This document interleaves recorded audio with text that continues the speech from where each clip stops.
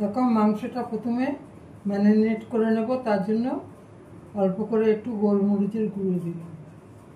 দেখো সামান্য একটু নুন দিয়ে দেব, বেশি না, 2 চামচ দই। এটাকে আমি ভালো করে মাখিয়ে ম্যারিনেট করে রাখবো 10-15 মিনিটের জন্য। কারণ এটা করলে পরে মাংসটা সফট হয়, তাড়াতাড়ি করে সিদ্ধ হয়, স্বাদও হয়। দেখো মাংসটা ম্যারিনেট হতে হতে আমি এটাকে ঢেকে দিই। এবার দেখো আমি কি কি মশলা বেটে দেবো।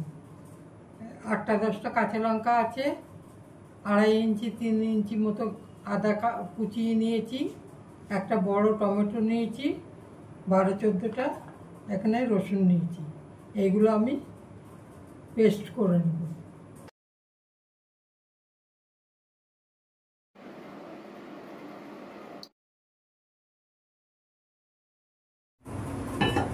কড়াইটা চাপিয়ে দিলাম, অল্প একটু বাটার দিলাম,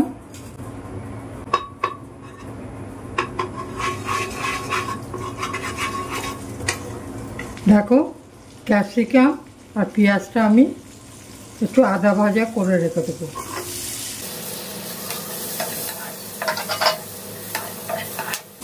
বেশি ভাজবো না, অল্প অল্প ভাজবো। এই দেখো আমার হালকা হালকা নাড়াচাড়া করা হয়ে গেছে, আমি এটা নামিয়ে নেব। দেখো কড়াইটা চাপিয়ে দিয়েছি, কড়াই আমার গরমই হয়ে গেছে। আমি এবার বাটার দিলাম। এই দেখো আমি ফোড়ন দিচ্ছি, 3টে এলাচ, 3টে লবঙ্গ, আর যে একটুখানি দারচিনি।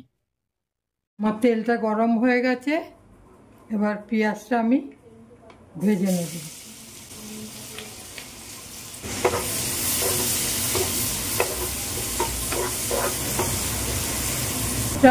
পেঁয়াজটা নরম করার জন্য আমি অল্প করে একটু নুন দিয়ে দিচ্ছি। এই দেখো পেঁয়াজটা আমার ভাজা ভাজা হয়ে এসছে, আমি এর মধ্যে একে একে মশলাগুলো দেব। দেখো তোমাদেরকে দেখিয়েছি আমি বাটা, এটা আমি দিয়ে দিলাম, দিয়ে একটু নাড়াচাড়া করি।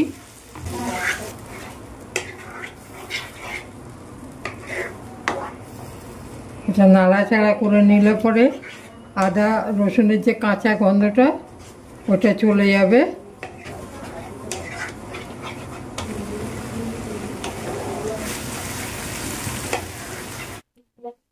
এবারের মধ্যে আমি 1 চামচ জিরে, 1 চামচ ধনে গুঁড়োটা আমি একটু বেশি দেবো, হলুদটা একটু কমই দেবো, 1 চামচের একটু কম হলুদ দিলাম। ঝাল লঙ্কার গুঁড়ি অল্প করে একটু দিলাম, অল্প নুন দিচ্ছি, এখন আবার একটু নুন দিচ্ছি।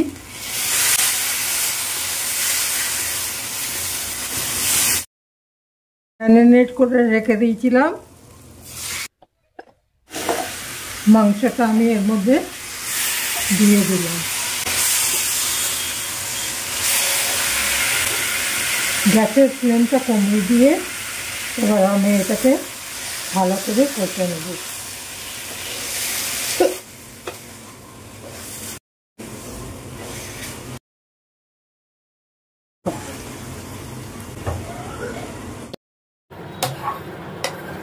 দেখো গ্যাসের ফ্লেমটা আমি আস্তে করে দিয়েছি, এটাকে এবার আমি ঢেকে দেবো।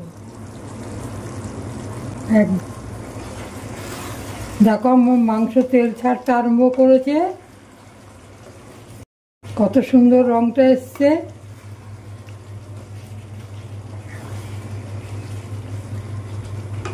আমি এবার দইটা দিয়ে দেবো, দইটা ভালো করে ফেটিয়ে রেখেছি, দইটা দিয়ে দেবো। সামান্য একটু জল দেবো দইয়ের জায়গাটা ধুয়ে।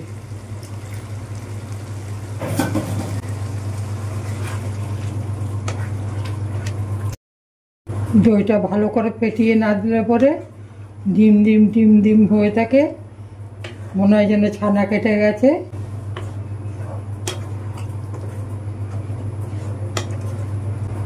আমি আবার এটা ঢেকে দেবো, গ্যাসের ফ্লেমটাও আস্তে করে দেবো যাতে মাংসটা ভালো মতন সিদ্ধ হয়। একটু কাশ্মীরি লঙ্কার গুঁড়ো দিয়ে দিলাম রং হবার জন্য।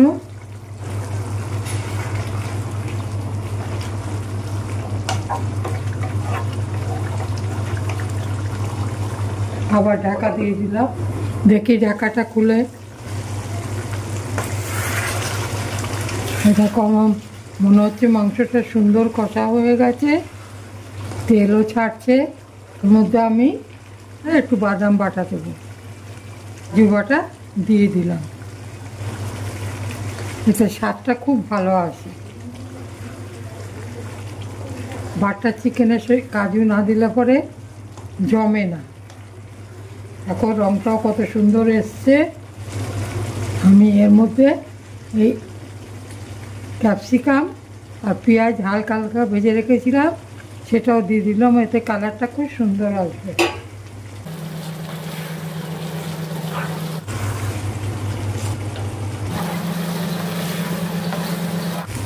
আমি এবার হালকা করে একটু জল দেবো, অল্প একটু জল দেবো।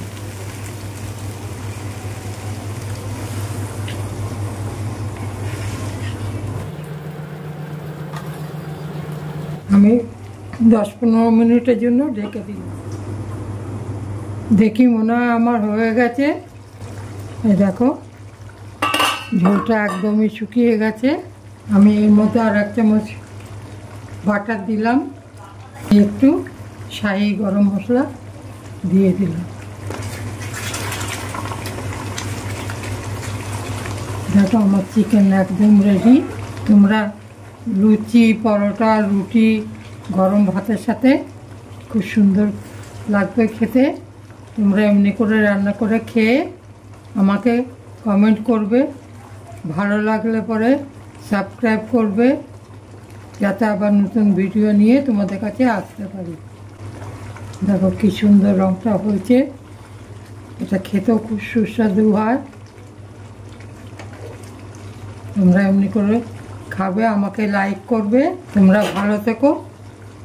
আমি গ্যাসটা অফ করে দিলাম।